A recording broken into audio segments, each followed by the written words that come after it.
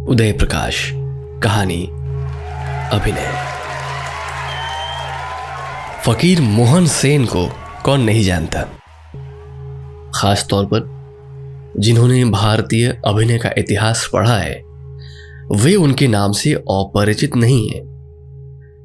लेकिन उनके बारे में एक सच ऐसा है जिसे कोई नहीं जानता।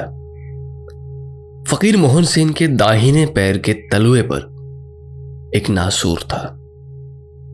यह नासूर तब से था जब उनकी उम्र 13 वर्ष की थी और जब उनके माता पिता का देहांत हुआ था। उस नासूर से लगातार मवाद आता रहता था। उनके पास पैसे नहीं थे कि वे उसका इलाज कराते।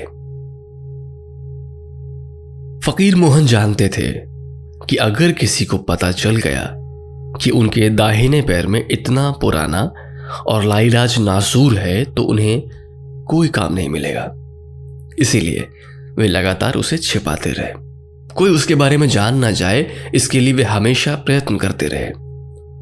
अपने चेहरे पर वे यही भाव रखते जैसे उन्हें कुछ नहीं हुआ है, वे स्वस्थ हैं। जबकि वास्तविकता यह थी कि जैसे ही वे अपना दाहिना पांव जमीन पर रखते और उनके शरीर का बोझ उस पर पड़ता, लगता जैसे कई लाख बिच्छुओं ने वहां एक साथ डंक मार दिया है। बहुत कठिन अभ्यास के बाद उन्होंने अपने चेहरे को पहले निर्विकार और बाद में प्रसन्न रखना सीख लिया था। लेकिन उन्हें इसके बावजूद कहीं कोई काम नहीं मिला। रंगमंच ही उनके लिए आजीविका का पहला साधन बना, जहां उन्हें मस्खरे का काम मिला। अपने चेहरे पर रंग पोतकर ये ढेर सारी सफेद काली लकीरें खींच लेते थे। उनके चेहरे की पेशियां जैसे ही किसी भाव को अभिव्यक्त करती, वे सारी लकीरें हिलती। उनका एक खास पैटर्न बनता। वे लकीरें कागज की छोटी छोटी कतरनों की तरह थीं और उनका चेहरा कैलाइडोस्कोप, जहां इतनी अनंत और असंख्य डिजाइनें बनती कि लोग अवाक रह जाते। फिर कुछ देर बाद दर्शकों को हंसी आने लगती। वे हंसते और यही फकीर मोहन सेन की कामयाबी सिद्ध होती। जिन्होंने भारतीय अभिनय का इतिहास पढ़ा है वे जानते हैं कि फकीर मोहन सेन ने रंगमंच में कभी कोई बड़ी भूमिका नहीं निभाई। ना ही वे कभी दुष्यंत बने, ना कालिदास, ना किंग लेयर, ना ही सीजर। अपने 10 वर्ष के अभिनय काल में कोई महत्वपूर्ण संवाद भी उन्होंने नहीं बोला। उनकी भूमिका बहुत सीमित और संक्षिप्त होती थी।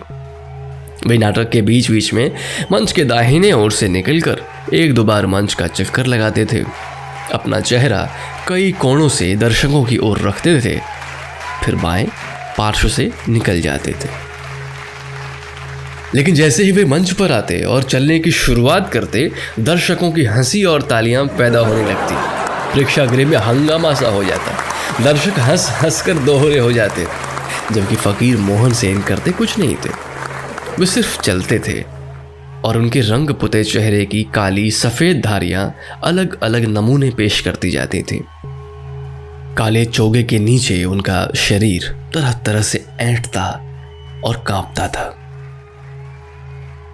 भारतीय अभिनय का इतिहास में यह विशेष रूप से रेखांकित किया गया है कि बहुत सारे दर्शक प्रेक्षागृह में नाटक नहीं, सिर्फ फकीर मोहन सेन का अभिनय देखने आते थे।